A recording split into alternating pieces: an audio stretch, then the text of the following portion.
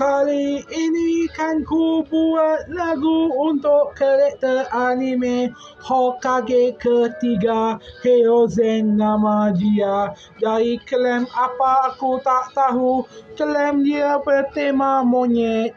Dia selalu kelak macam monyet.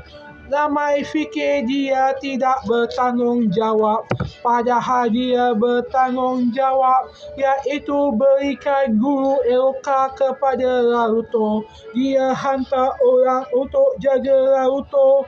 Ramai yang kata kenapa dia tak jaga Naruto, sebab dia juga ada isteri dan anak.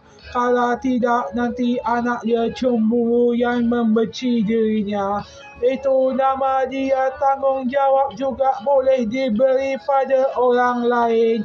Jangan pula ikut macam karakter novel perempuan yang ambil tanggungjawab, terlalu bertanggungjawab sampai tak sedar, sampai suami pun tidak sendiri cinta sama dia.